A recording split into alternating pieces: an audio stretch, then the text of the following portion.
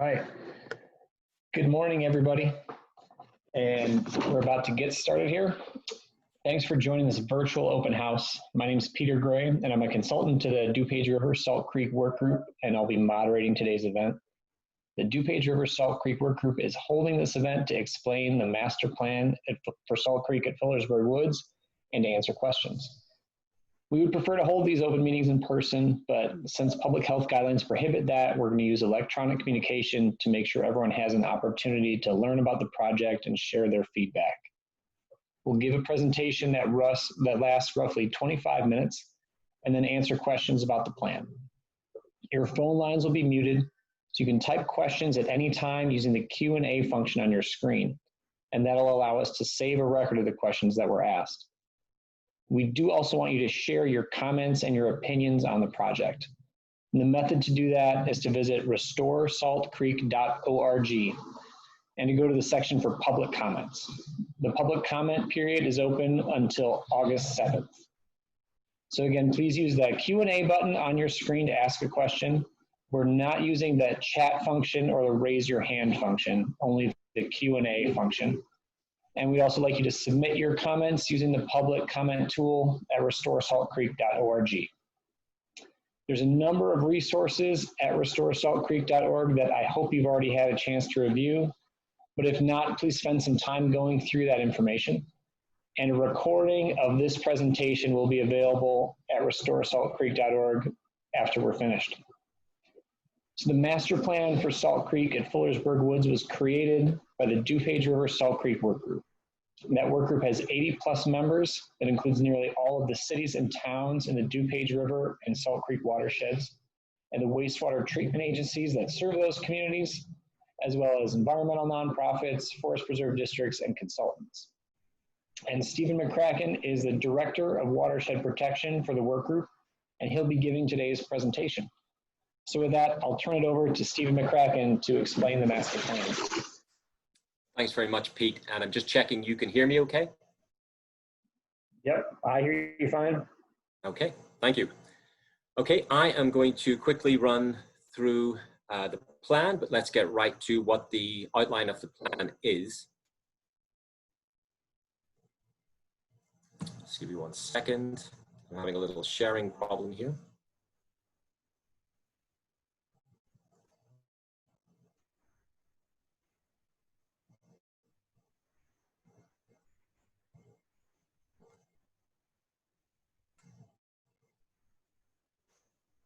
I'm going to have to stop sharing for a second. It's not allowing me to advance the slides.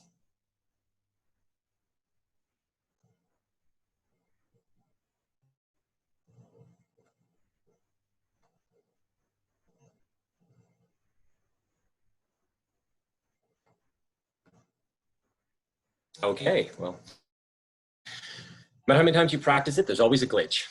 So the master plan at Salt Creek at Fullersburg Woods is a proposal to put in place a free-flowing stream throughout Fullersburg Woods. For that to happen, we have to remove the dam, which is adjacent to the Growie Mill, and the proposal is to replace it with a boulder and rock riffle. This is a artist's expression of what it would look like based on the topographic and bathymetric analysis that we did in 2019. I'd like to note that all of the changes that we're proposing are in the stream or in the immediate riparian corridor.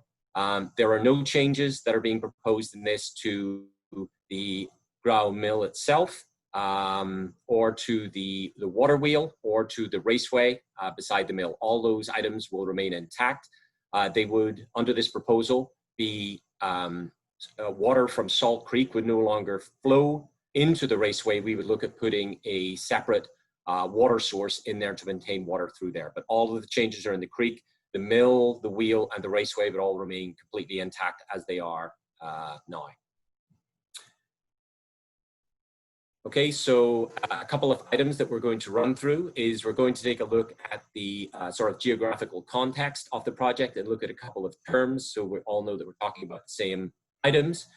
We are going to talk about why this project has come to be. Then we're going to look at some more renderings of what the proposal would look like and a question and answer. So there's a couple of objectives here. One is to introduce this concept to a wider audience, and the other one is to get input on the master plan, specifically what people, if such a plan was to proceed, what people would like to see at the site in addition to what is being proposed as the core of the project.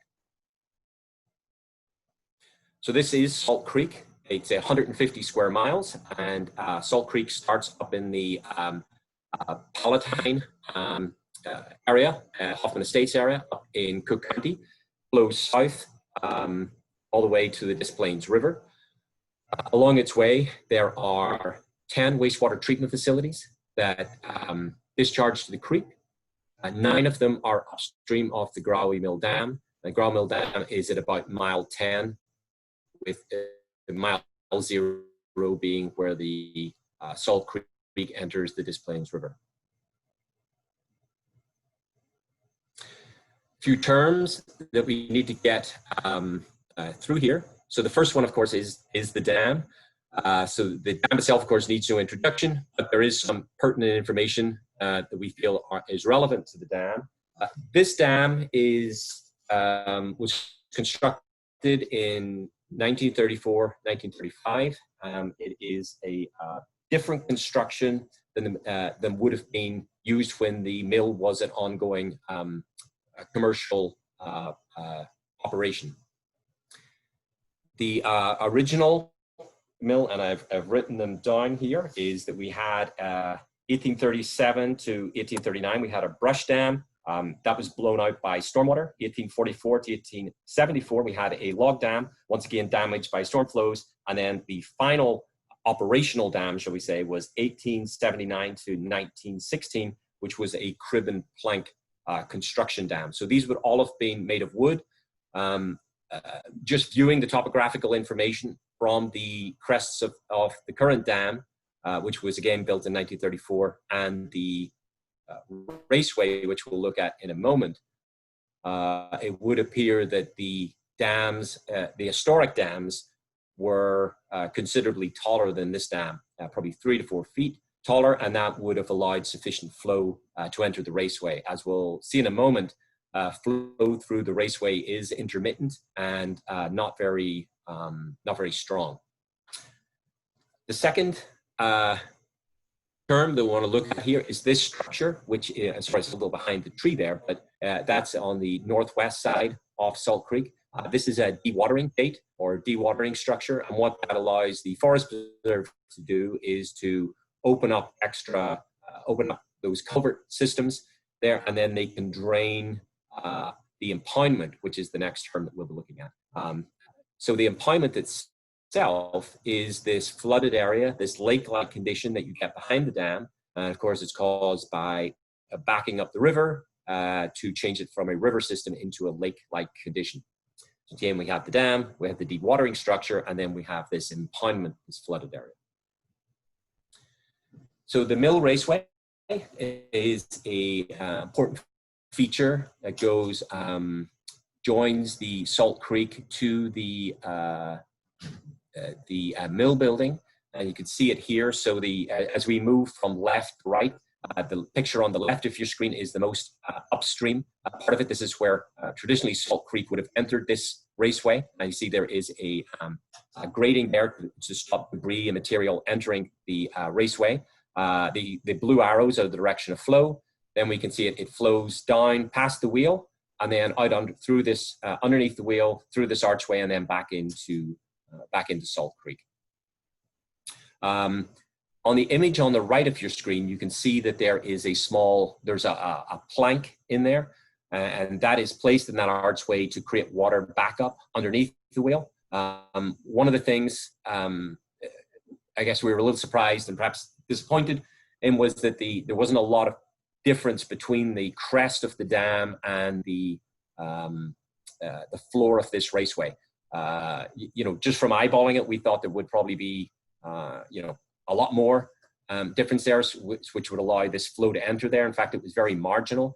And as a result, anytime we started looking at modifying the dam in any way, we very quickly lost flow through this raceway. In fact, discussions with people very familiar with the operations of it point out, during hot summers, when flow falls on Salt Creek, there's no water coming through this raceway. It's also very sensitive to debris buildup. Once again, these low flows mean that it will bring debris in with them, but won't necessarily carry it through. And it means when that debris it does enter there, then as flow falls, it's very quickly become eliminated from the raceway. Last thing I would also point out is if you look at the left-hand image and you look upstream there, as we'll see in an image later, there's a lot of debris builds up behind that gate, but there's also a lot of silt build up behind that essentially is turning into dry land or very close to dry land in that area, which once again is an impediment to getting flow through the raceway as it currently sits. Okay, where did this project come from? So the project, and before I dive into talking about permits and legalese of all of this, I want to point out that there's very good environmental reasons for wanting to do this project. It's difficult to see a pathway to restoring the ecology of Salt Creek as long as the dam is in place. So from an environmental perspective, I think there's excellent arguments to be had for taking the, modifying the dam or taking it out. But I am going to spend most of my time talking about the legal imperatives of removing the structure. So in 1972, the Clean Water Act was passed. It was to restore and maintain the chemical, physical, and biological integrity of the nation's waters. Through this, the federal government, via the US EPA, can enforce surface water management laws on states, and in Illinois, it is the Illinois Environmental Protection Agency who oversees that. They put out permits to dischargers, be they of stormwater, so that's runoff from your parking lots, roads, etc., or from wastewater entities. So these are wastewater treatment facilities. What these permits do is they state the what concentration of material and what volume of discharge a plant can put out. And there's such permits also exist for industrial facilities, but we won't be talking about those so much today as we're primarily looking at publicly owned wastewater treatment plants. 2004, IEPA, during one of its, they do annual or every several years, they do reviews of basin quality. They find that Salt Creek was failing to meet water quality goals and was failing to support aquatic biology.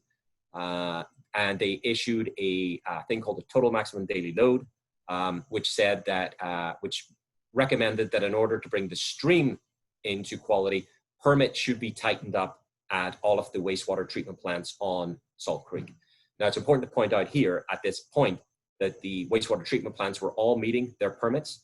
Those permits had water quality limits in them, saying that the plants could not discharge above a certain concentration of pollutants, and that those were judged to be protective of the river quality. Nevertheless, the river was still failing to A, meet certain water quality guidelines, and B, to support aquatic life.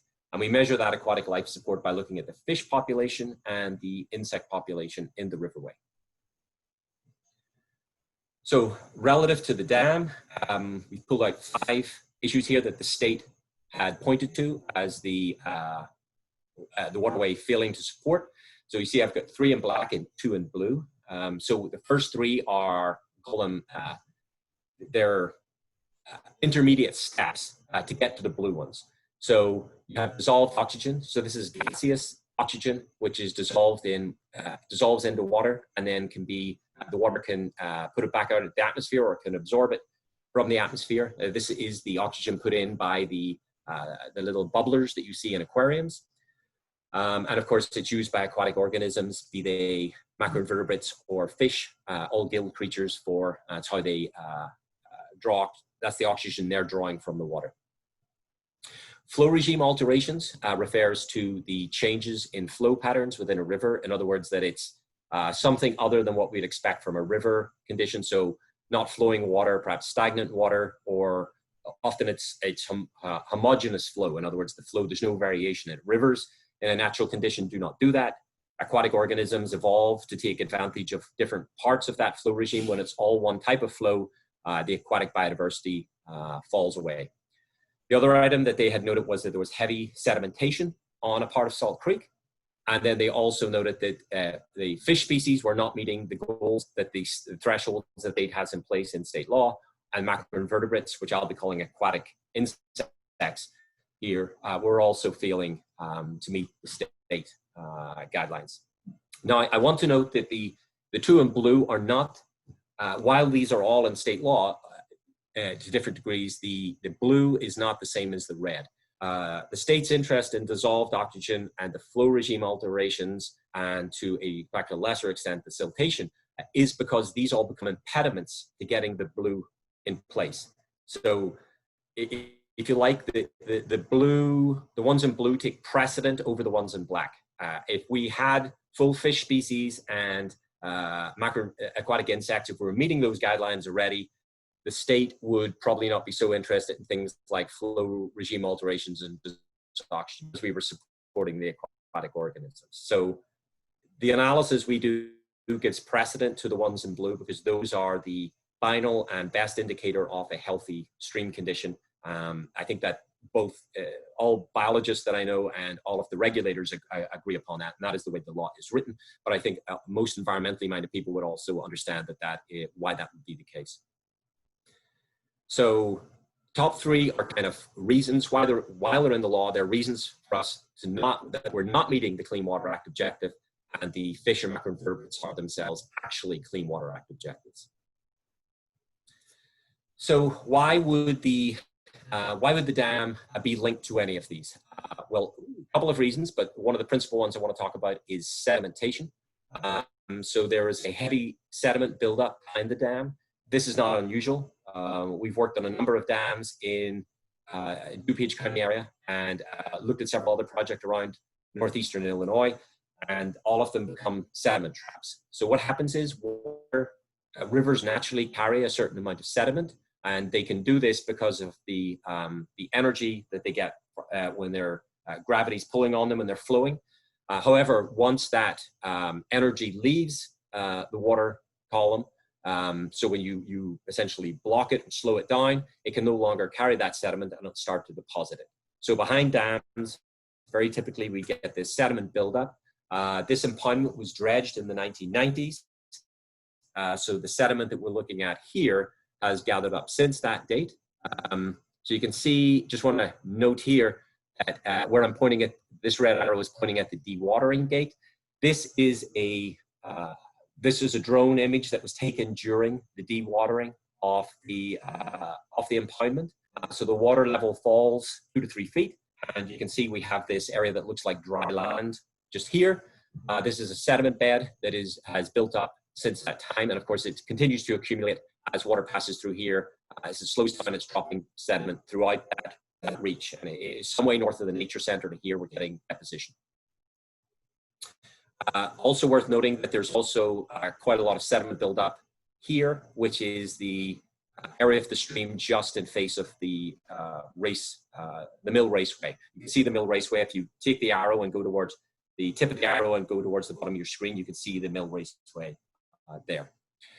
How does this affect dissolved oxygen? Well, it affects dissolved oxygen because there's a thing called sediment oxygen demand, and this is a chemical reaction or bacterial activity within the sediment, and it essentially pulls oxygen out of the waterway. All of our rivers around here have relatively high sediment oxygen demand, but obviously if you have a condition where you have a lot of sediment built up and you're holding the water for a period of time over it, it's going to maximize that. After the state, we challenged a few assumptions on the state model, and they agreed there was a number of fatal flaws in it.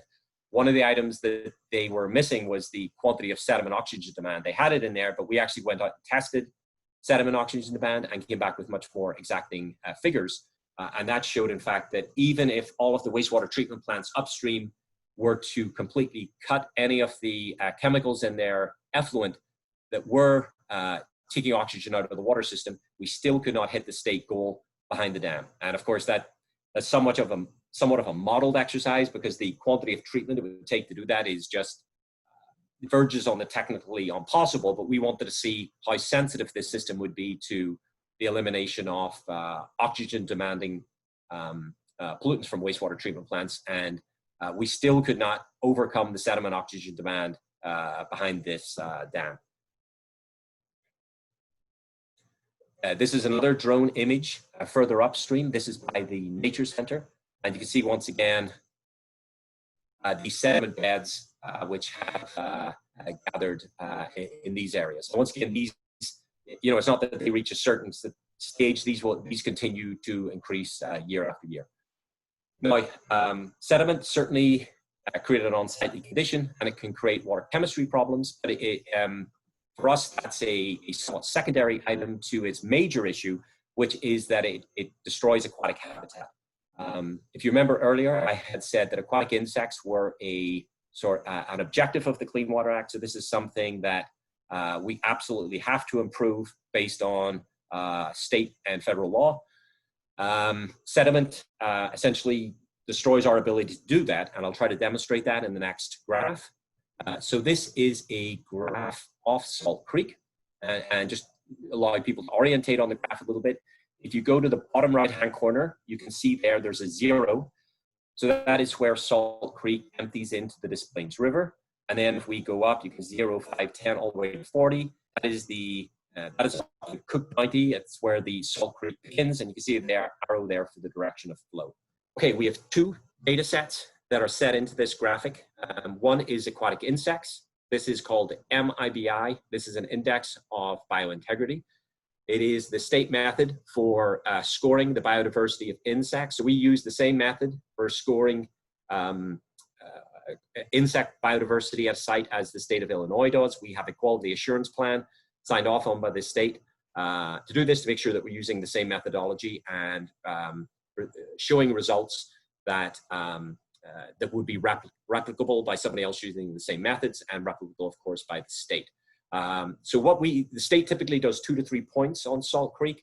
We did nearly, we looked at multiple points. I think we have over 40 sample locations on Salt Creek, and we wanted to do a very high resolution mapping of the macroinvertebrate population, so we could garner more information on why we had such low scores in some areas. So that MIBI is the blue and red lines, and they are scored once again on the vertical axis on the left. The other score over the top of them, once again, these scoring systems are different just because the way they're scored out. We can put them on one graph here. But the second one is QHEI. This is a habitat evaluation. So it looks at a number, it's a qualitative evaluation of habitat at each of these locations. And it is based around the most important habitat variables that drive fish and insect life in a river system. So going back down to our blue and red lines, our aquatic insect lines, I want you to start at 0 on those lines. And there's 2 years data here. You see 2013, 2016. We move upstream, we go to river mile, just after river mile 10. And you can see at that point that we're near the top of that sort of dull pinkish box that's behind it there. Probably should have picked a better color, one that I know the name of. But that top of that box is where we need to be in compliance with state law. So you can see we have several points that are above that line there, or at least we're very close to the line. Then when we hit mile 10.2, that is where the Growy Mill Dam is. You can see there that we fall from a sort of a 35 to 40, 43 type condition all the way down to under 20. So about 18, 15 to 18 range. Once again, the state wants us to be at 42 there. So beneath the dam, it looks like we're doing quite well. But once we hit the dam, that falls off, and we see that the insects themselves, that score does not recover until we're getting out to around mile 16, and it doesn't creep back to the levels that we'd like to see it at until we're getting out to around mile 20. So if you go above to the habitat, you'll see exactly the same pattern in the habitat score, and this is nearly complete. It's largely explained by the sedimentation behind the dam. So that sediment covers up pools and riffles. It covers up all of the gravels that these insects would live in. So you end up with a very truncated population. It doesn't mean that there's no aquatic or benthic organisms there, but it's a very very limited population. Typically they don't have legs because they can't hold, they have to live in the mud substrate. So those are not the types of insects that drives the state's biodiversity score. That biodiversity score is built off looking at streams that have not been heavily modified by human contact, and then using that to score how our streams are looking at. So when you get these scores around this 10 to 15 range, that is the sign of a very heavily impacted stream. By impacted, I mean our influence on the stream have moved it away from being in a natural condition.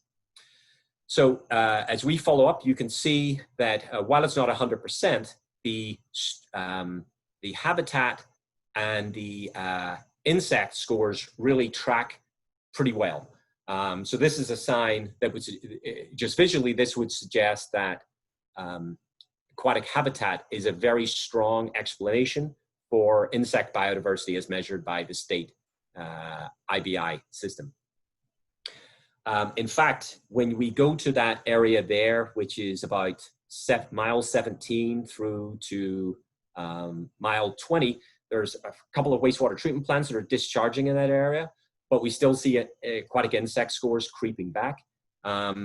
So what this suggests is that wastewater effluent, and of course it's still wastewater effluent down in that mile 10 to 5 area, is not the primary limiter of the aquatic insect population between mile 15 and 10, but it is the habitat impacts of the Growy Mill Dam. And Stephen, we had a question that I think makes sense to address now. So the question is that, you know, folks were curious if the data is valid. Some folks had said the data was around 8 years old, or is this fresh data that's still relevant to the condition of the stream now? So this data was taken from 2013 and 2016. Okay. And is oh, go ahead. Well, I was about to say, you know, the other thing about data being valid is that, you know, the original state total maximum daily load study was done back in 2004.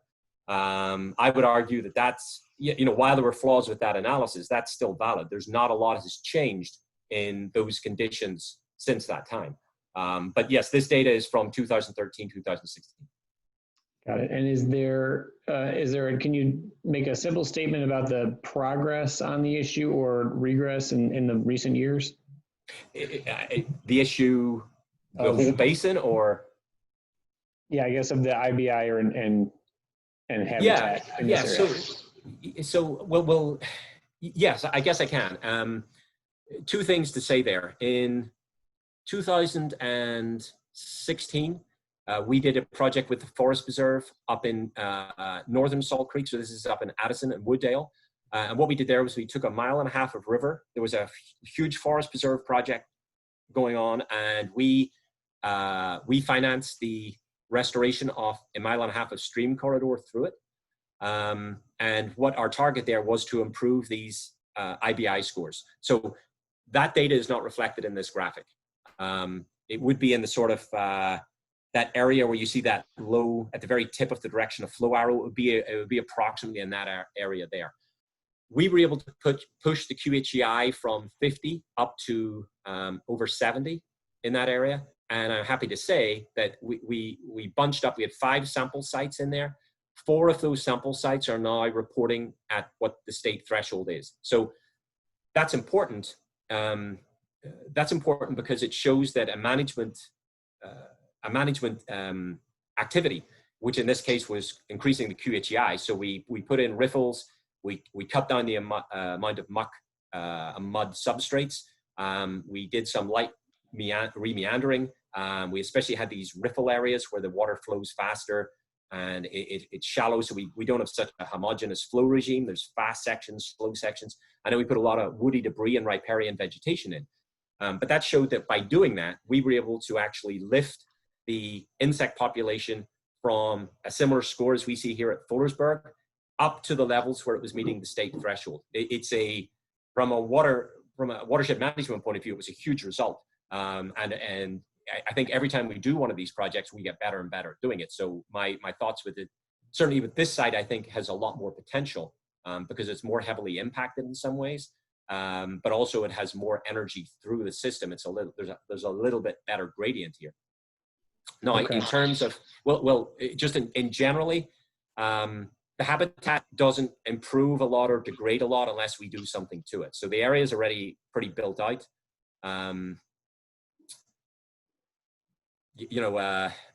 Outside big interventions like oak meadows, it really don't vary it a lot. We see a little noise in the insect population year after year. If you've got a very hard winter and there's a lot of salt used, or if there's a very dry summer, all those things will have impacts, but we typically don't see a lot of movement from the insect populations outside these kind of big habitat changes. Okay, and just to one last note on that, and then I think we should probably move ahead. Is the sampling every 4 years about the industry standard or different than typical sampling? Okay, the industry standard is no sampling. So, this is a very unusual program in that we were very careful to collect a lot of data over a 15-year period in order to be able to produce the most high-resolution analysis that we could. The state of Illinois, they sample maybe every 5 to 6 years. They do ongoing chemistry sampling, but in terms of doing these very intensive looks where they look at the fish and the insects and the habitat, they do that much more infrequently. And of course, they're covering the whole state. But it doesn't produce, it's enough to look at a waterway and say this waterway is a problem and give you some idea of what's going on. But it tends to lead to very expensive solutions because it tends to be a very blunt analysis, so it leads to a blunt solution. We wanted to take a very high resolution look at it, work out exactly what was impeding the biodiversity and tackle those items directly. Thanks. So for all the attendees, we're going to mostly be addressing questions at the end of the presentation. Feel free to type them in at any time. And then if there's things that will help clarify a specific slide, we might interrupt Stephen to answer those. So I'll let Stephen keep moving. Please do ask your questions and we will make every attempt to answer everybody's questions. Thanks. Thanks. Okay, so the fish, I think this is a lot more understandable. 1972, the Clean Water Act came in. There was a huge amount of investment throughout the United States to reduce pollution from industrial sources and wastewater treatment facilities. Estimates are perhaps $1 trillion have been spent on upgrading industrial and wastewater sources since that date, and it certainly shows in water quality. I know some friends of mine who have lived in the area longer than I have, telling tales back in the late 1980s about the blankets of foam that were on Salt Creek. And there, we're not seeing that kind of activity now, but these problems now are a lot more nuanced, and we're going to have dealing with them with a scalpel as opposed to a knife. So what happened then is as water quality improved, fish start to move back into the area. Now, unlike aquatic insects, they cannot fly. So a lot of these aquatic insects have a adult phase, so they can hop barriers. So if they are downstream, if they move, if they start to populate the lower part of Salt Creek and they start to look upstream, or they come in from lakes and ponds in the upstream area, their adult phase can fly to the creek and lay eggs if they're finding the habitat is to their liking. They will lay eggs in those areas and they will repopulate it. That can't happen with fish. Fish have to actually swim to where they're going to spawn and take up residence. So what we see is we see this truncated population of fish upstream of the Growling Mill Dam, and we see a better population downstream. So if you look to the left of your screen, there's a table there. There's 18 fish in that column. So this, once again, is based on surveys run between 2007 and 2016. 16 of those fish are native, 2 are non-native, but all of those fish are absent from the stream upstream of Growling Mill Dam. Oddly enough, we also found 2 that were upstream of the dam, but not downstream. And it may be that those were introduced. I'm not going to speculate about how they come, but each dam we look at, we find this little perch population there. But the hope is perhaps if the dam is modified, that those fish may also take up residence in the lower part of the stream. They're not very mobile species. couple of ones of note, of course. This is a picture actually of a northern pike in the bottom right that is caught just below the dam. Those northern pike very plentiful beneath the dam. We don't find any upstream. The other one that I'd like to draw attention to is this gar species. Was a single gar found in 2016. It was probably came in from the Des Plaines River following the removal of the Hoffman Dam on Des Plaines River. But it was very exciting to see, and we're hoping that when we rerun, we'll be rerunning a basin-wide study in next year, and we're hoping that we find more of those guys. Okay, so in order to make sure that we're spending public resources as efficiently as possible, we wanted to make sure that we were hitting all of these project items. So we wanted to improve the dissolved oxygen condition. I have fixed DO here. DO is a slippery water quality parameter. Multiple reasons for it to go up and down. Certainly, a lot of the items here would improve dissolved oxygen condition.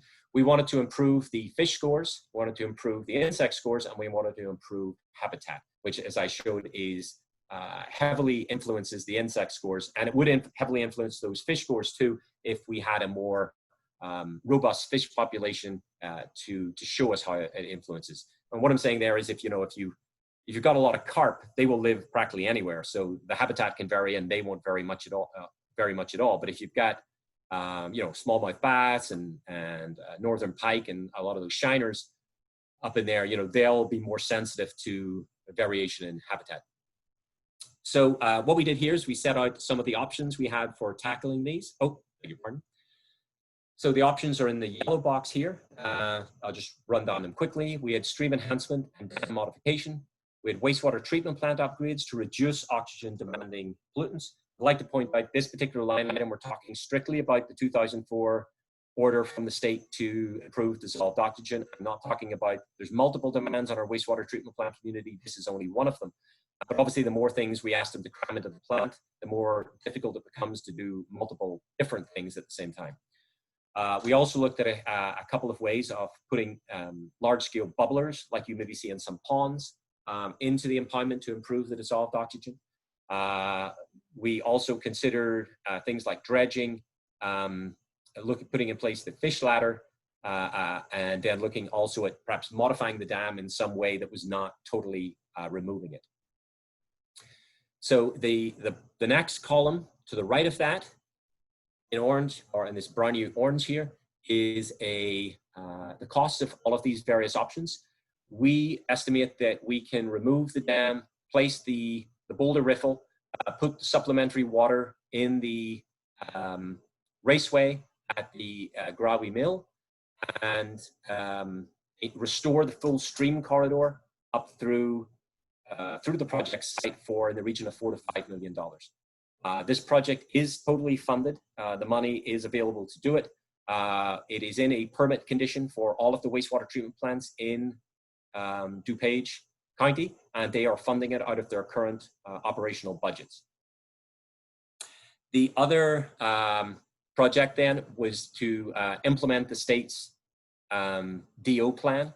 So that called for plants to reduce, although they're meeting their current condition, the stream was not meeting its the dissolved oxygen goals. So what the state suggested was that those plants would further reduce their pollutants in order to try to bring the stream into compliance. The state looked at 5 different scenarios to do that. 2 of them included removal of the dam. So the state was also recommending that the dam be removed in conjunction with upgrading of the wastewater treatment plants. However, as we pointed out, the state overestimated the amount of pollutants that the wastewater treatment plants were putting in. That was due to a modeling error, or a modeling assumption rather than an error. Sorry, they made an assumption that all the plants were using their full quota pollutants. In fact, plants don't operate like that because it would be inviting the chance of a violation. So they typically operate at about 50 to 70% of that amount. However, the plants would still need to retreat from their current condition in order to maintain distance from the limit and maintain that buffer areas to keep them in compliance. That was, according to our estimates, in 2020 dollars, would be $213 million of upgrades for the 10 plants on Salt Creek. We also looked at the aeration. You can see there was in the $3 million range. Dredging the impoundment was something that we looked at in terms of price, but we really didn't look at its impact upon any of the environmental permit variables. The reason for that was it is not something that we felt was going to solve any of these problems in the short or long term, and it was not a useful way to spend public money from our members. Another item here, we looked at fish ladder. Obviously, one of the things you could do is can we simply get fish over the dam without modifying the structure. This is something that we have looked at in other areas.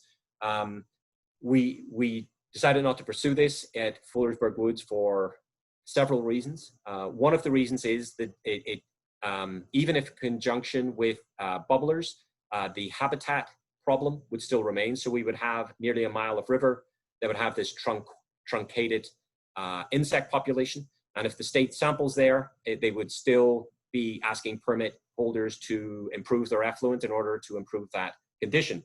Once again, that is driven by sediment. Sediment is not coming from wastewater treatment plants. But the treatment plant community is looking to solve this problem. If we modify the dam, we can essentially solve the sedimentation issue. The other reason that the fish ladders have been very unpredictable historically.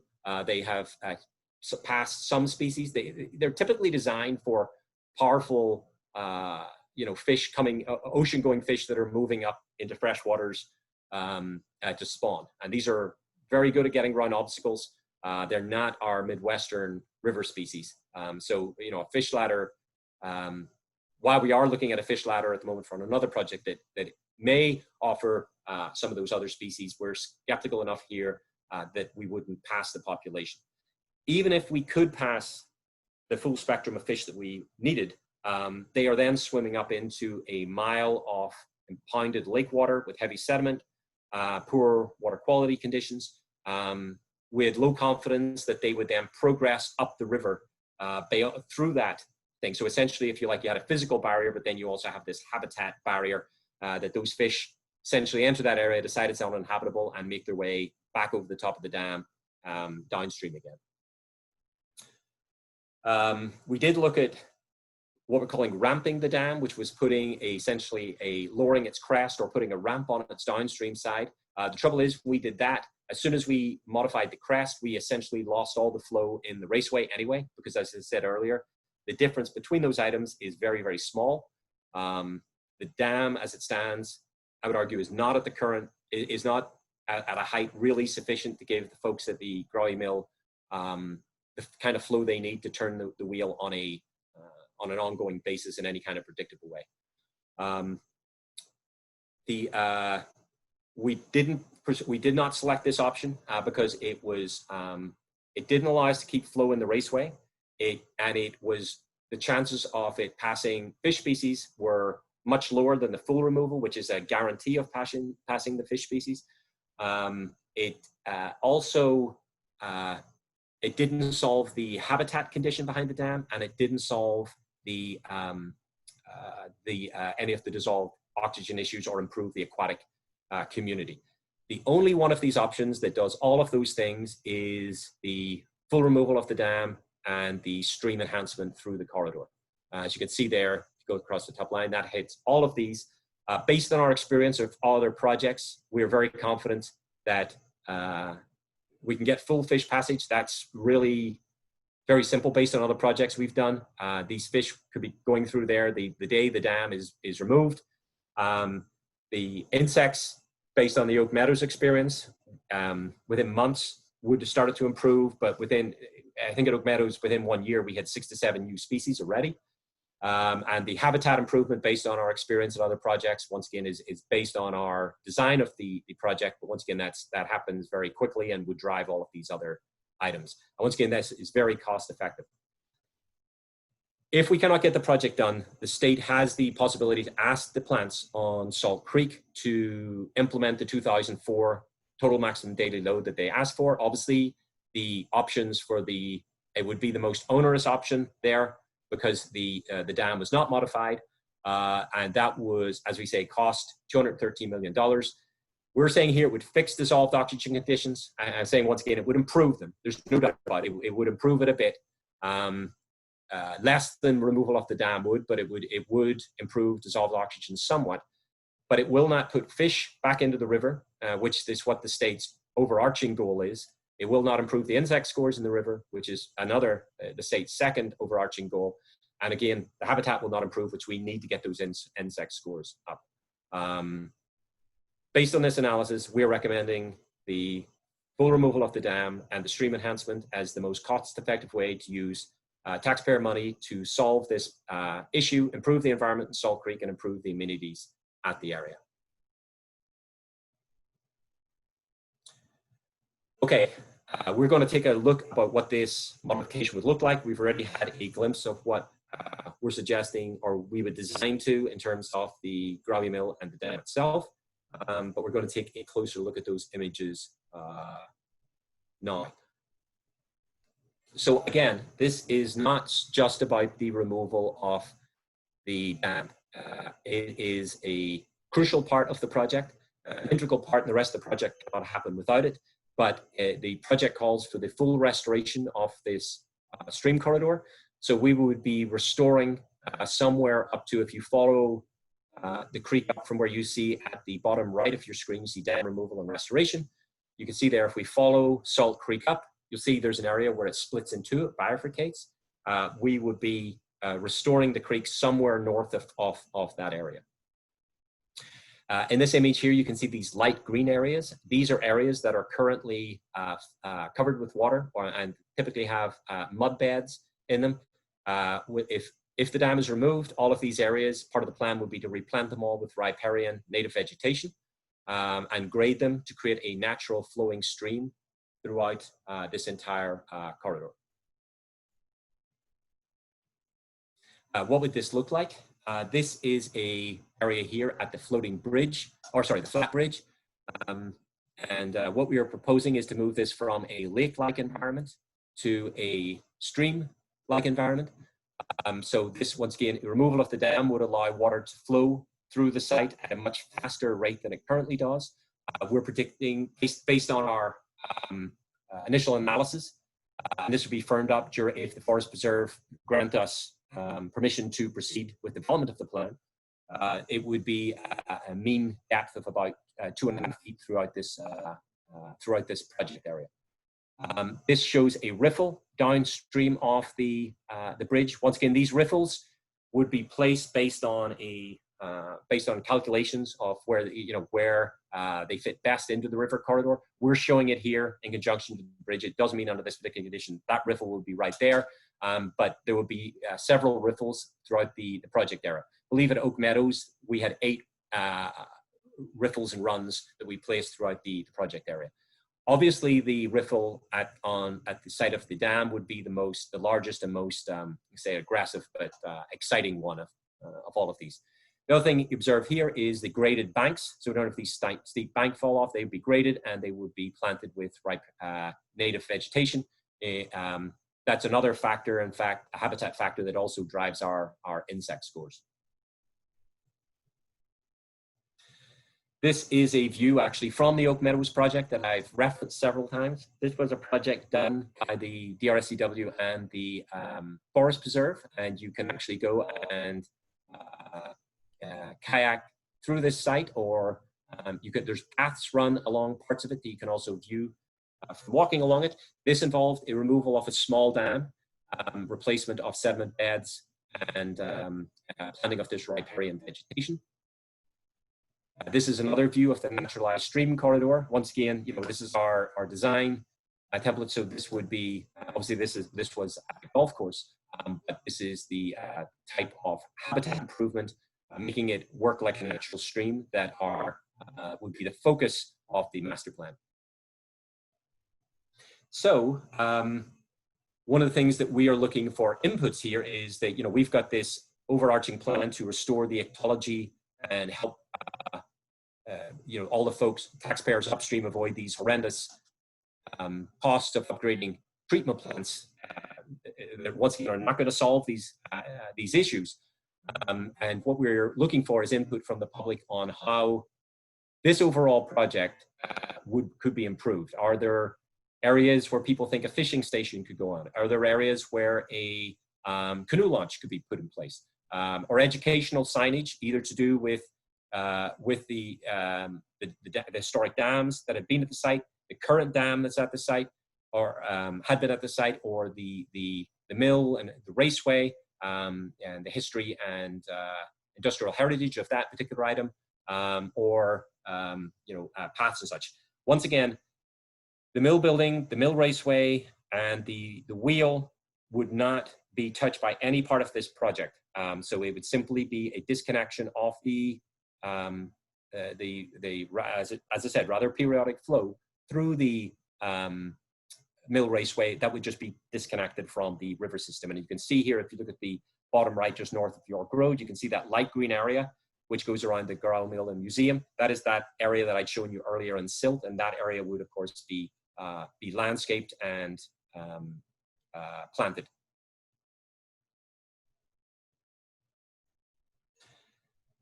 This is a view off the dam, looking across the stream to the Growy Mill itself.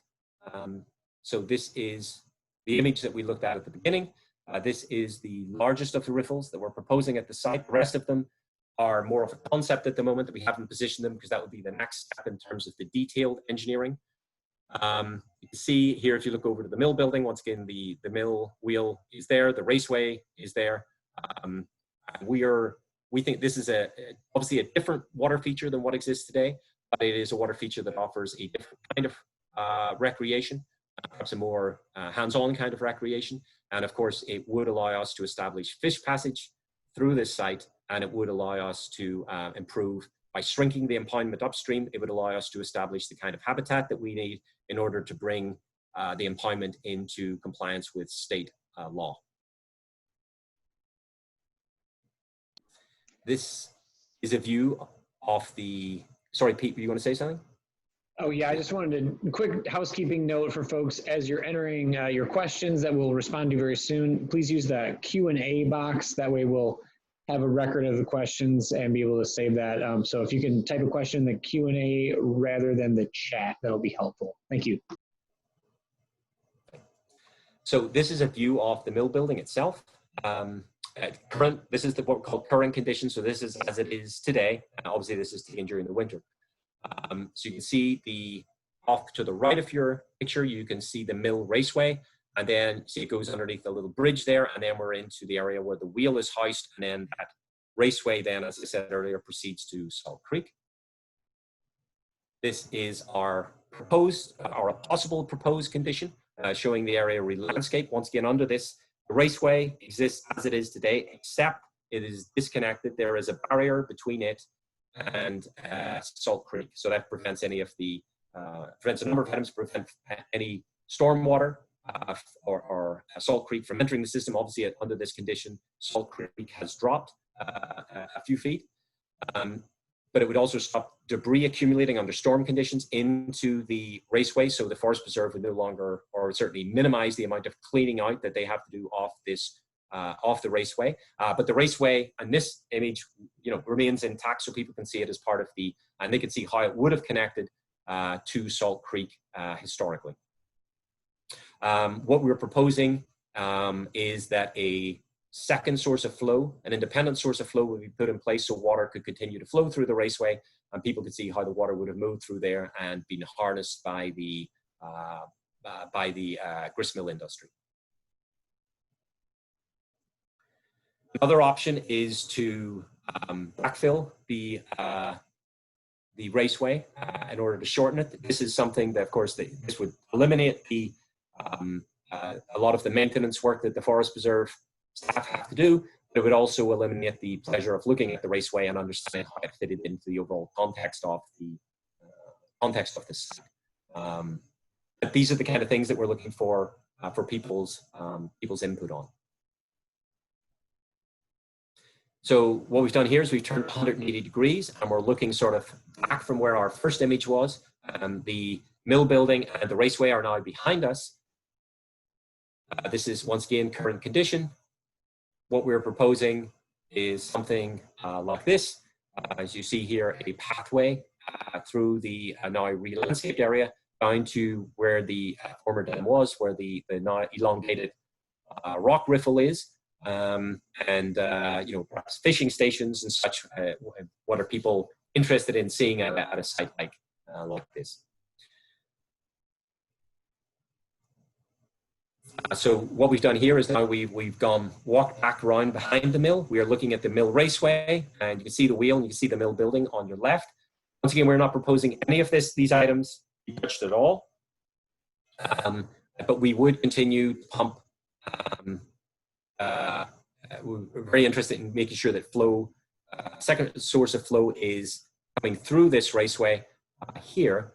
But see here that essentially the only thing that would be changing here would be the view of the dam would be gone, and it would be replaced with this faster flowing section of river coming over these boulders and rocks.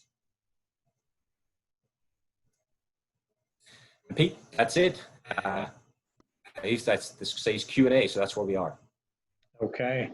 Well, thanks everybody for listening and joining. And we've got a number of questions we're going to start working through here. And we'll group a few of them as they're, you know, some folks ask very similar questions, but we'll get through it. So to go to the beginning, the removal of the dam has been a topic of discussion for a number of years, but it seems to stop short of action. So what's the plan to move things along now? Okay, so I can only speak for my own involvement on this. We originally looked at this as a, when we were faced back in 2004 with this horrendous bill for upgrading wastewater treatment facilities, we set about looking for alternatives. Now, it's important to note that it's not just the cost of those public investments. It's the fact that it's clear, and I would say the state agrees it's clear, that upgrading the treatment plants in the way set out will not solve the problems that they're trying to solve. So if it's done, it is simply to keep lawyers happy that there was a problem, they ordered actions, and actions happened. There's no scientific confidence at all that upgrading the plants in that way will improve the aquatic biology on Salt Creek. I think that's a very dubious proposition, despite the fact it costs $213 million.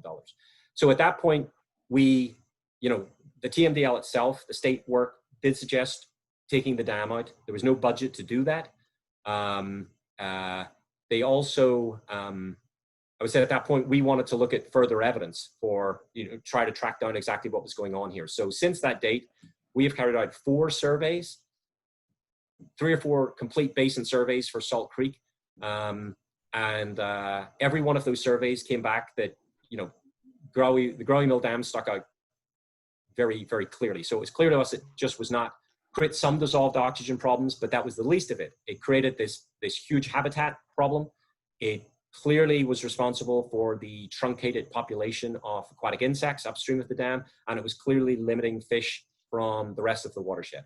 So at that point, we said, well, if we're ever going to get out from under these,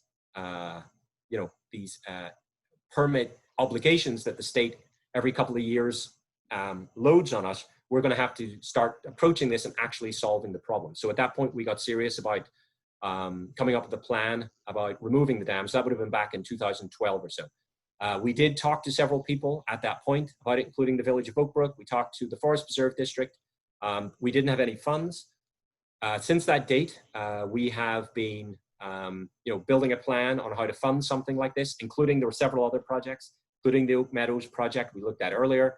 There's a project over in Wheaton Spring Brook project. We're also looking at a few projects on the West Branch of the DuPage River.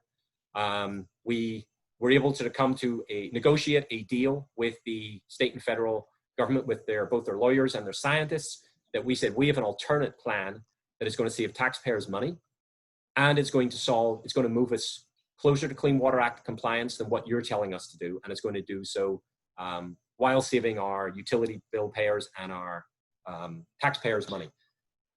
The state and the federal scientists went through our information. They reviewed the plan, they agreed that they thought it was a better plan, and they gave us the option to do that. So by doing that, we were able to free up money by not doing the things that they wanted us to do, but instead doing these items.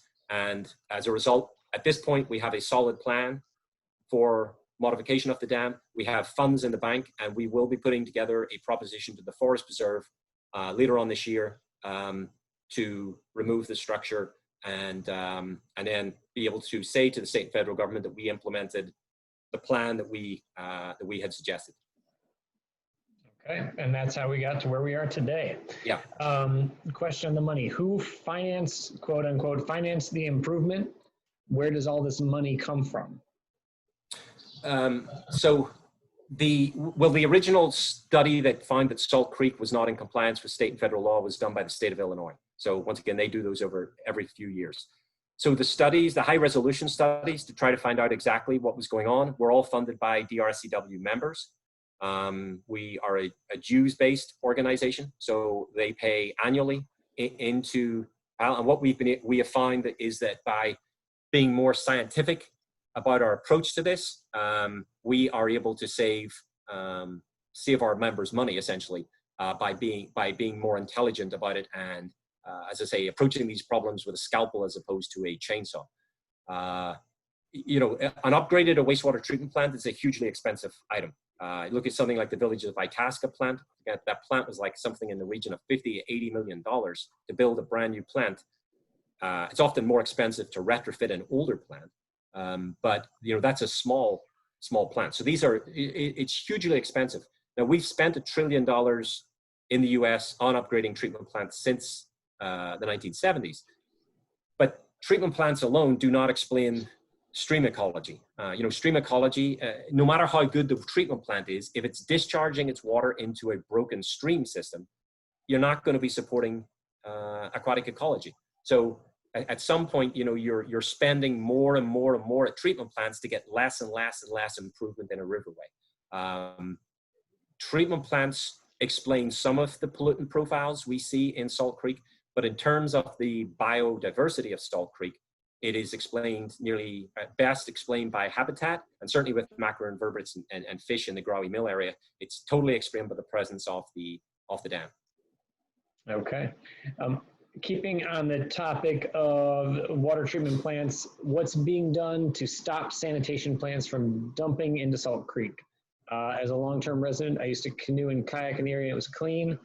With sanitation plants dumping, the water quality has gone down.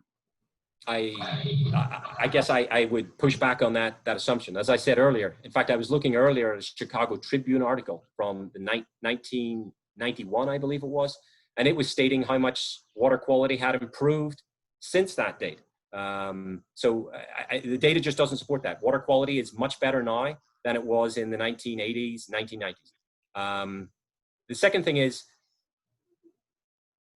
treatment plants. You know, it's an unusual thing because sometimes treatment plants improve water quality by putting effluent. Sometimes they make it a little worse.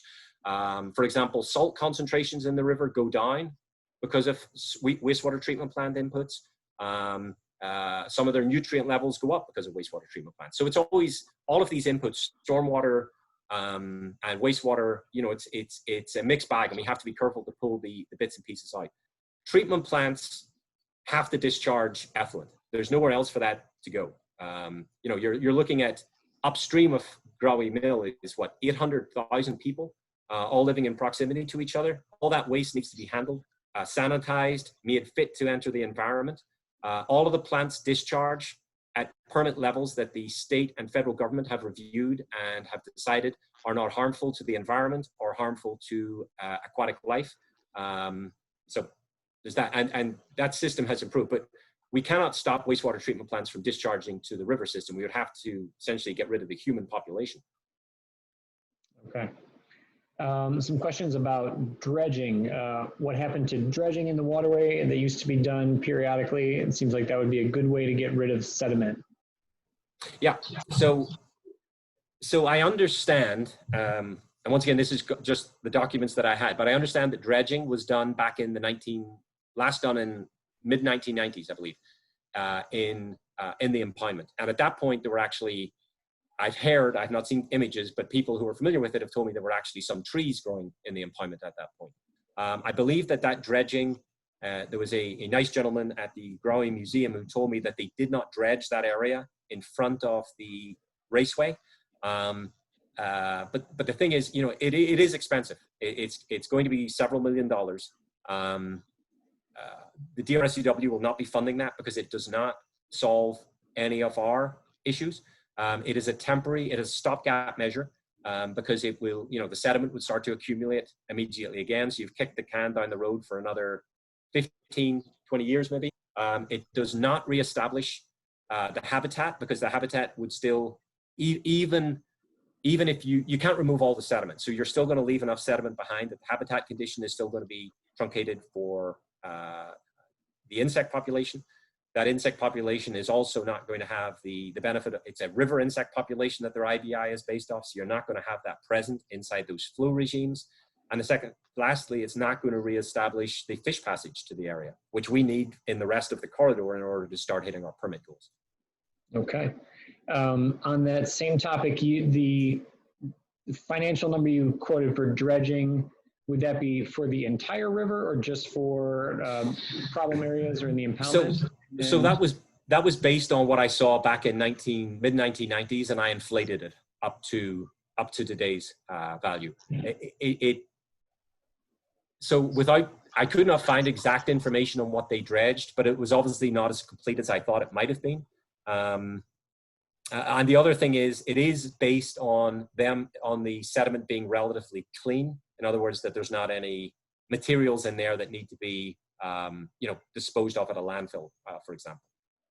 Got it. So we're talking about dredging the area upstream of the dam, but not the entire. Right. I suspect that the area they dredged was relatively more localized, but dredging is an expensive business. And then if the dam is removed, would dredging still be needed to get rid of accumulated sediment? Yes. I don't think dredging is the right word in that condition, but essentially, yes, it would be. So if the dam is removed, there would be a channel, especially closer to the dam. There's going to have to be a new river corridor that's going to be built, essentially. So it's going to be based on some hydraulic and hydraulic analysis, but that area is coming through sediment. Yes, that sediment would have to be moved, would either be moved and taken off site, it would be moved, or and perhaps regraded on site. That is a cheaper option often there is necessary to use material there. So if the dam is removed, it gets a lot easier to work because now the sediment dries out. We can you know, essentially we're working in much drier conditions.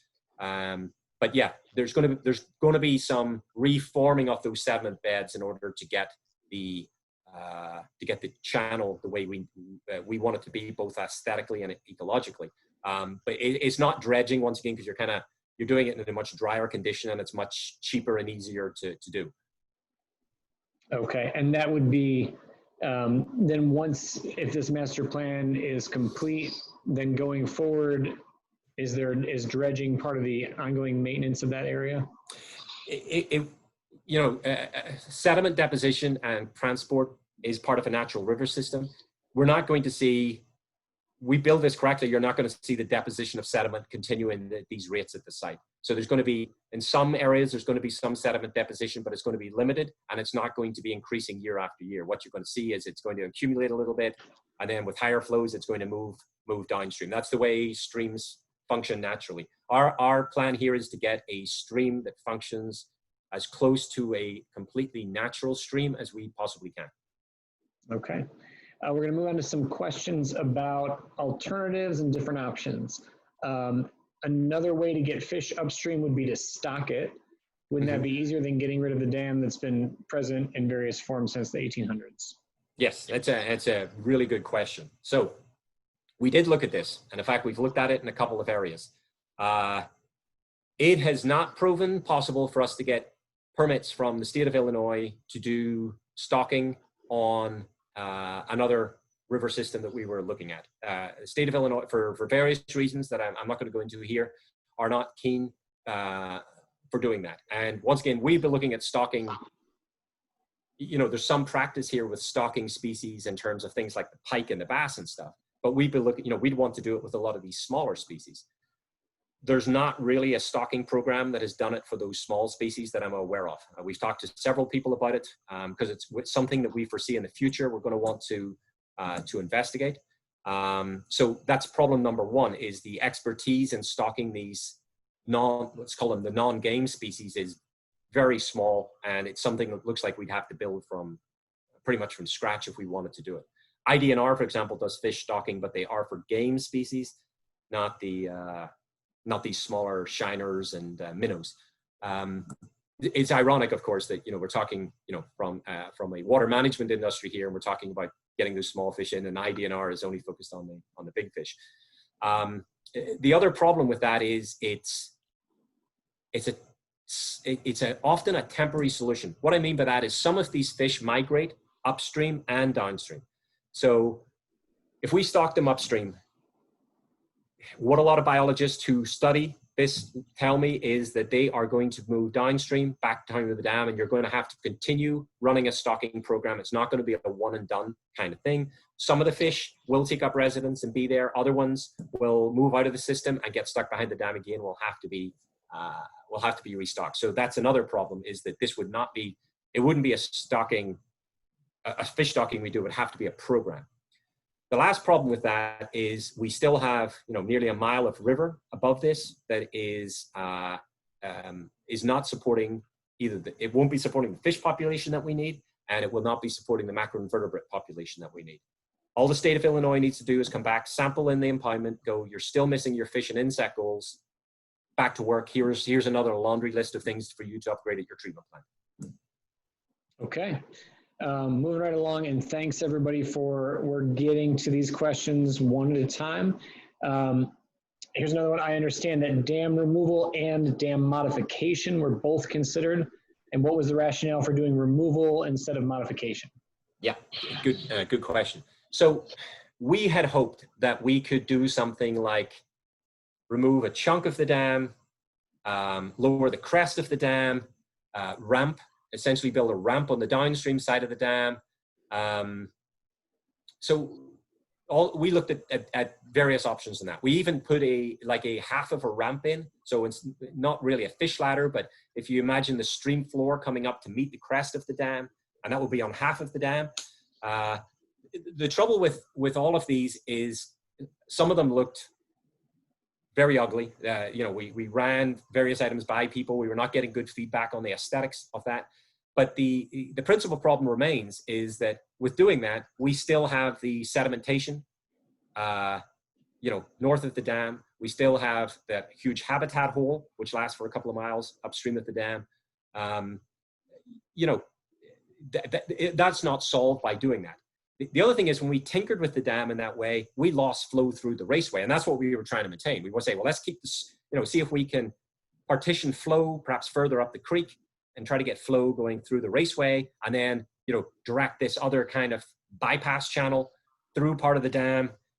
So the dam would still be largely intact and they would have water in there because of the very small difference between the two. You know, initially we thought we had, you know, room to play. As soon as we started tinkering around with the dam, we lost flow in the raceway. Because as I say, under its current condition, it's not easy to get flow through that raceway. It can be done. The raceway has to be clean. You have to have decent flow. But if Salt Creek falls, you don't get flow in the raceway currently, and that's what we're up against. So what we ended up with all those conditions was we were spending a lot more money. We were not hitting all of our goals. We were hitting less and less of our goals. Fish passage, of course, with those modifications is doubtful. You know, it may be with this kind of modification that we're talking about, it's 100% sure all of those species are getting through here. With those other ones, you know, it may be some number of them. So we weren't keeping flow in the raceway. We weren't hitting our goals, and we were spending more money. So that's why we went with the full modification route. Okay. We're going to look at some questions about the recreation or the completed project. When this master plan is complete, would a beginning kayaker be able to go the entire length of Salt Creek within DuPage County? So I'm just going to pop back to some of these images here. It's a better backdrop to, let's do this. No, because Salt Creek extends up into Cook County. So you have the Bussy Woods Dam there, which is a formidable structure. It's got a large impoundment on it. That is up around mile 30, I think. So that we would have to go around. Then as you proceed downstream, there is a small Hoffer Dam in Elmhurst. Now you could kayak over the top of that one. I've done it. But it's a sheet metal structure. That may be something we may be interested in at some point, but it doesn't create a water quality problem and it doesn't create a fish passage problem. All of the species we're looking at can get over that structure. So then as you proceed downstream, go past 31st Street Bridge, you will encounter another Lowhead Dam. This one's only a few feet high. I've kayaked over the top of that one as well. So you can go over the top of that one. That one may be a barrier to some of these fish species. I suspect a good number of them will be able to get over that one. But there is also a side channel on that, a drawdown gate on that, and we're going to propose that draw gate be opened up. Under those conditions, all of those fish will go through there. We are investigating the possibility at the moment that secondary dam, that much smaller dam upstream of this, is also part of this project to be removed. That is owned by the village of Oakbrook, and we would have to talk to them about that. Once again, that dam really, it has an impact, but it's very, very minimal compared to this. And, you know, I'm not worried about it in terms of it being a fish passage issue because we can open that small gate and they will all, they'll all get through there. So if you start at south of the Bussy Woods Dam with this removal, yes, you could kayak all the way to the Des Plaines River. And once again, there may be private land there. That's one thing I look at. I have to go back and look at the land issues. But in terms of straight, you know, now there are barriers in the river. You know, there's trees that are down that have to be navigated and stuff. Obviously, that's not all going to be solved by the project. But you know, a beginner kayaker with a sturdy arms and you can get through those barriers. You may have to like drag your canoe over some of those down trees, but yeah. Okay, good. And then would it be feasible to move the current trails closer to the improved stream? It may be. You know, that's outside my area of expertise. I would have to look at what the final design looks like. And that is something that obviously the Forest Preserve would be looking, you know, they sign off on all these things, including, I should make clear to everybody, any of this project advancing has to be signed off on by the Forest Preserve District. But if that's something that people are particularly interested in, that's certainly something, they put it in their comments. Pete, if you want to remind people where they have to file those comments, if they put that in the comments, that's certainly something we could look at. And some of the trails we have here would be going directly to the stream to give access to the water's edge. Got it. Yeah, and so as we mentioned at the beginning, restoresaltcreek.org, go down to the public comment section. Then you can fill out comments there. All of that will be publicly available and shared with the Forest Preserve. And that's a great way to get your input on, you know, if you want trails closer to the improved stream. We'll have to work with the Forest Preserve to do that, but that's what we're looking for, is that kind of input. On the Raceway, what would the water source be for the Raceway in the future? Yeah, so there's a couple of options. Yeah, so a couple of options. One is to have a pumping system that pumps water out of the creek into the Raceway. And obviously we would, you know, that would prevent any of the debris build up in there. We can set that system up in such a way. The other one could be a straight mains water that you turn a lever and mains water would flow into there.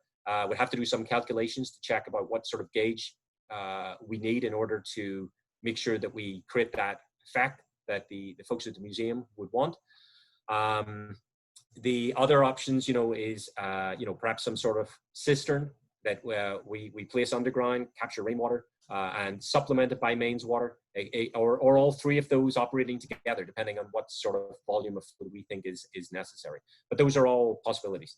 I also think somebody had mentioned to me that there's a lot seepage around the foundation there, so sump water could also be something that perhaps be pumped into a cistern and then used to augment the flow. But those are all things that will be hashed out. If we're getting feedback that that's a priority from the public, that would be something that will be hashed out in this in the master plan goes to like detailed planning. Okay. On that topic, if the raceway has been non-functional, why are we thinking about using public funds that are earmarked for environmental improvements to recreate flow through the raceway? Shouldn't this be funded through some sort of historical restoration money? So we say, yeah, it's a fair comment, and obviously any of this work we are going to have to review with our funders to make sure that they feel that this is a comfortable use of their taxpayer and utility payers' money. Obviously, the dam removal and the stream restoration, there's a straight link to their permit. It could be argued that the raceway condition does not fit that. However, you know, we are working with the Forest Preserve. We want to make sure as much public good comes out of this as possible. So while each one of those items is going to have to be reviewed with, frankly, my bosses, you know, our argument is in order to get this project done with and create as much public good out of it as possible, we can see that some of this work such as this fits underneath the pattern of getting the project done and allowing the taxpayer to get an effective and efficient use of their dollars to solving this permit issue. Okay. Question on the old Oak Brook Dam. How would the proposed Fullersburg improvements relate to the Oak Brook or Paul Butler Dam? Mm-hmm. Will the water quality issues just be kicked upstream, or would this dam also be removed? So yeah, I'll go back to that. Just obviously, I hear somebody on there very familiar with it. So just for people on the line who are not familiar with it, as you go upstream, it's about 1.2, 1.3 miles north of the Growly Mill Dam. There's another much smaller structure, about 2.5 feet high. That's about 70 feet across, and you can barely see it actually until you're right on it. So that is another structure that we're interested in. It was owned privately historically. When I say historically, like 5-10 years ago. Our research shows that it is now owned by the village of Oak Brook. There may be some interest from the village of Oak Brook about having that dam removed, but I would get ahead of it. It's not part of the plan at the moment, but we are working to try to include it in this plan, because obviously if we're going to have equipment on site doing this, to get both of those dams out at once would be the best solution. And then it's done. There's no further taxpayer involvement needed to maintain. It's all, you know, the river's free flowing. Now, if that second dam was not removed, no, these problems would not accumulate upstream of there. You know, we already look at the water quality in that section of stream.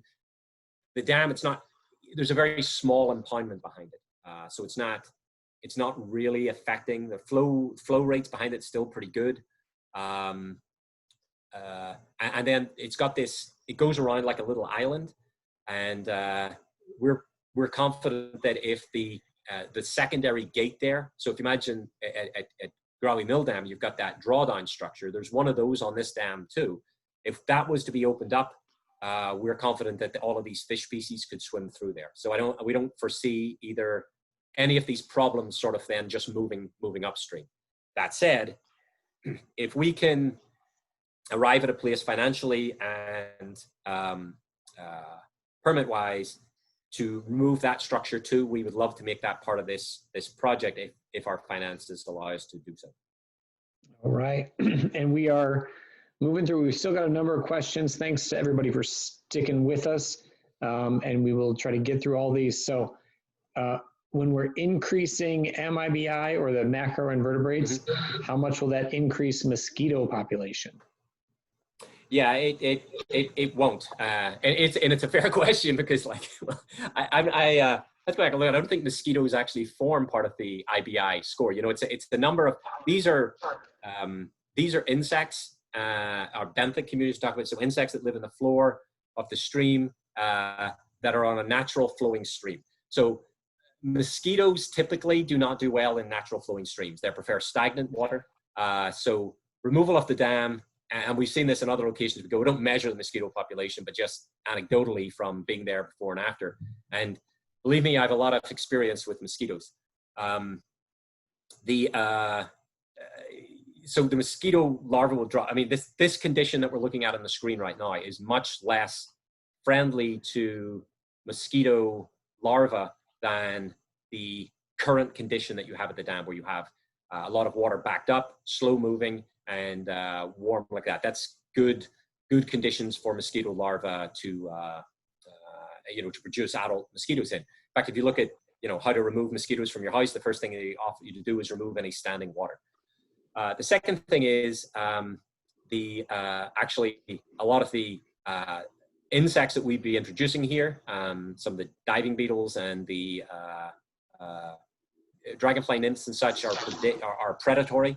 They would be preying on things like mosquito larvae, and of course the fish that we'd be introducing here, a lot of these shiners and minnows and such, they are also predate on mosquito larvae. So mosquitoes, confident that mosquitoes at the site will go down post-project compared with what they are now. Whether that's going to make a difference to you when you're walking through the trails in the woods, I can't promise that, but certainly the in-stream population of mosquito larvae will be less than they are currently. All right. And then referring back to the chart on water quality, there were a number of points that were below what the state is looking for, not just at the dam. So how would those be addressed? Okay, I'm thinking that maybe, just want to go to it. I think this is what they're probably referring to. So once again, it's not so much water quality. This is the insect population and the habitat. So yeah, and it's a fair question, and that's actually why the DRSCW exists. This organization will not be an organization that exists in perpetuity. Probably we've been in existence for 15 years. I'm guessing we're probably about halfway through our life. And it is our job to find solutions to each one of these. Now, the lowest one that you see there on that score, you see where direction of flow arrow points at that little point there. Those are points that we've already dealt with. In fact, we've already pulled those up to over 40. So we are tackling each of these as we go along. This was the Oak Meadows site, and once again, that was very successful. So what we're foreseeing is at Growy Mill Dam, and once again, we have to go from the left of the graph to the right, so I'm moving from left. So as we move up, we hit the dam. We are looking at those arrows between mile 10 up to, say, go out another 2 miles, would run across the top of that pink box. So it would stay in the region of over 40 through to there. So why, we can go up there and we can see in other areas that the insect population and the QHEI are poor. We tackle these one at a time. It's not like we have, $100 million in the bank. We have income from members. We aggregate that, we make good choices, and we tackle the most cost-effective problems one by one. Some of the insect population in Salt Creek, for example, is explained by chloride variation. So that's the amount of salt that's in the water, aptly for Salt Creek. This is coming in from winter de-icing operations. So we are working with the Illinois Tollway, working with all the villages on Salt Creek to reduce the amount of salt that they put down during the winter, make their operations more efficient. So we're maintaining public safety while they're doing a better job of fighting snow and ice. That's something. We reduce that on an ongoing basis, and there's some evidence that we're having some success there. The insect scores will creep up a little bit. There are a few other changes that will be made at treatment plants in the coming next 10 years that do not refer directly to what we're talking about today. Those are also going to inch up those scores. So there's other stormwater projects that are ongoing. DuPage County Stormwater is very active, and they've really helped control the storm flows on Salt Creek. That's another thing that can damage these insect populations. Through things like the Elmhurst Quarry, it's been a project that's really shaved off the upper end of a lot of these storm flows. That helps push these scores up a little bit. So it's, there's a million potential causes out there for explaining, this kind of ride that we have. But, we're looking at what the most cost-effective thing that we can do that is going to hit multiple ones of these goals. And, you know, the dam we keep arriving back at the dam as it's got its fingers in all of these issues. Okay. The next one is, I think, both a comment and a question. For comments and personal points of view, the public comment section is the appropriate place to lodge that, but I'll go ahead and read this. As a 40-year Oak Brook resident, I think the removal of the dam will change the character of the area, and I'm against the dam being removed. The question is, did the dam removal of the island affect the oxygen levels or stop wastewater from being dumped into the creek? Sorry, Pete, I missed after the gentleman had said, or sorry, the person in question, I'm not going to presume, the person in question had said they were against the project. They had another comment. I missed the first bit of it.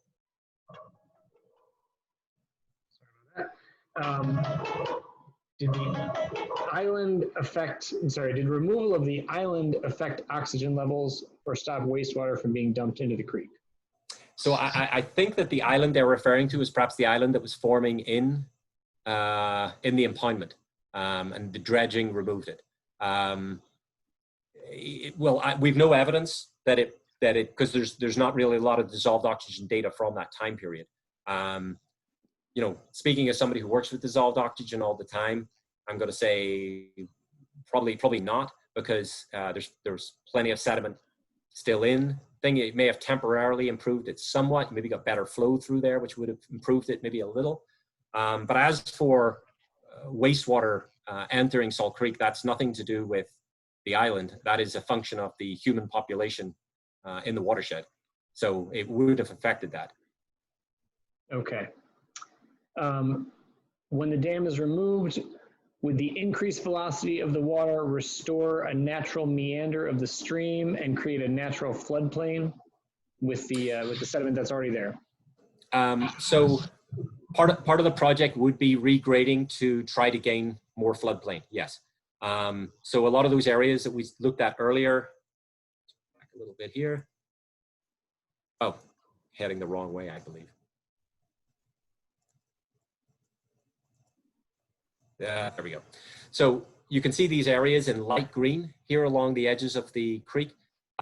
Those areas would be regraded. So currently they're covered with water. Sometimes it's not very much, but those would be regraded to give them more of a floodplain. The idea is that the under storm flows that the river can flood out into these areas. So yes, I guess in short, before rambling on endlessly, yes, there would be a more natural floodplain condition in the post-project than there is currently. Okay, a couple more on this topic. Does improvement of the creek bank go the entire length of the creek that's shown on the project area slide, or is it only certain areas along the creek? It's a little bit mixed. 75% of the second one, I guess. It's because essentially we'll be reviewing the stream bank for the whole of the length of the project. It doesn't mean that the whole area is going to need interventions, but we'll be reviewing the entire length of the creek. At Oak Meadows, it was 100% of the stream bank that we worked on, and we would starting position here would be that we would also be looking at all of the stream bank, certainly under where the channel ends up once if the dam was removed. We'd be looking at the banks all the way along. Okay. Have you done modeling on the impact of removing the dam on flooding, either in the project area downstream? And follow on to that, has there been modeling done on the creek drying up as well as flooding? Yeah, two great questions. So I'll deal with the flooding one first. So yes, we've done initial analysis of this. We had also done some work in the past. And obviously this is something that we'll have to bring up to a submittal to DuPage County. They will review this project if it was to proceed. They would review it to make sure that there was no increase of water downstream of the dam post-project. Based around working on multiple projects like this, these small dams really have very little influence over flooding. The floodplain area behind them is typically pre-flooded, so it's dead storage. In other words, you can't store water in the same area twice. And under the types of flows that people really associate with flooding, these dams don't offer any, any sort of capture of stormwater at all. And that's whether they're in or out. So there's very little change to the flood profile of the river based on whether this dam is in or out. Other dams that were removed in the area, county stormwater removed, a dam exactly the same as this one in Warrenville. Once again, there was no increase in flooding post removal of that dam. Okay. A few more questions. We had a lot of folks enter comments in there that we will make sure get recorded. Yep. Pete, I'm sorry, I just realized that gentleman, or the person that asked two questions. They had asked about flooding, and then, the creek is not dependent on the dam to have flow in it. That flow comes from rainfall, and it comes from wastewater treatment plants. And that wastewater treatment plants, they're drawing water from Lake Michigan, as it were, to put into the river. So that flow is dependent on those. The dam coming out, the creek will become more narrow on average, of course, but it will continue to flow. The dam is not reliant on the presence of the dam to have water in it. Okay. Couple more. What are the objections to dam removal? Based on what I've heard, the mill wheel will continue to operate. So why is there a big controversy?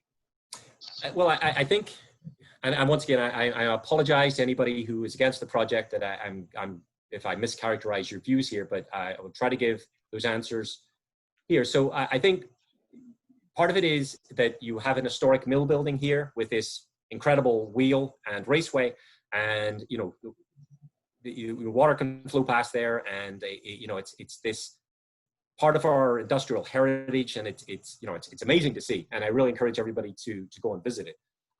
So as I was pointing out earlier, the dam itself is not period to that mill, but there was an impoundment there historically during this time of operation. So I can see that you look at that and you kind of go, well, I can imagine what that impoundment would have looked like. I said that impoundment would have been larger.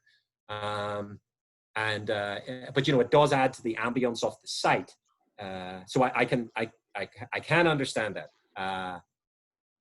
I get that, but once again, I don't frankly think it's worth $200 million in useless spending from upstream taxpayers. So that's one point of it. I also think some people think that it drives that wheel more frequently than it does.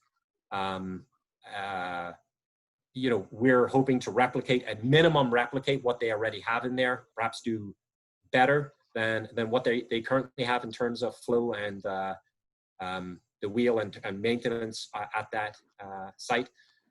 I also think there was a gentleman who just said, so we can use his own words, he said it's going to affect it's going to change the character of the site. And that's true, it will. You'll no longer have the impoundment there.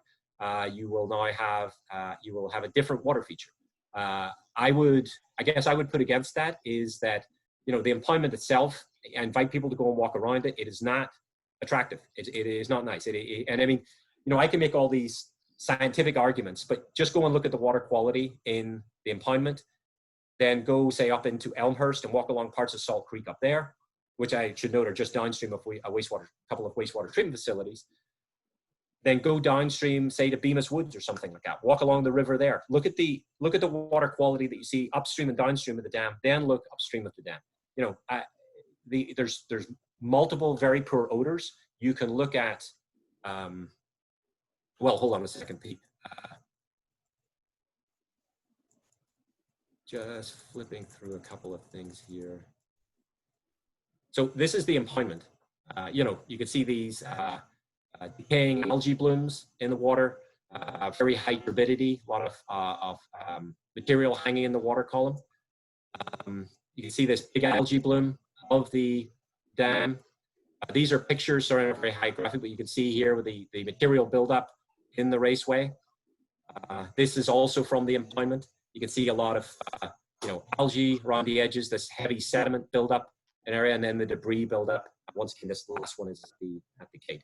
So, you know, it will change the character, but I think that in a lot of ways, it's going to be different, but it's going to improve a lot of things as well. I think that in terms of water recreation, kayaking and canoeing, I think it's going to be much better than it is now. Ecologically and for fishermen, it's going to be much better. So it will change. It will be changed, but it'll offer some new things as well. Thanks. Okay, we're going to have two more questions and then wrap it up. On the width of the stream, what will be the width of the narrowest section of the creek after the dam is removed? And I can state that the current surveying is that within the impoundment, the stream is 95 to 145 feet across. At the dam, it's 145 feet. Yeah. So at the narrowest point, because we haven't done the detailed thing yet, but the channel, I would say the median channel width will be in the region of 70 to 80 feet in the post-project condition. Okay. And yeah, probably a little variation within that. But yeah, so there may get a little more pinched at some of these riffle run areas. But in some other areas, it's also going to be wider.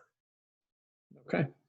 And then the last question is, what are the next steps and the project timeline going forward? Okay, so the next steps is we are going to collect all of these comments.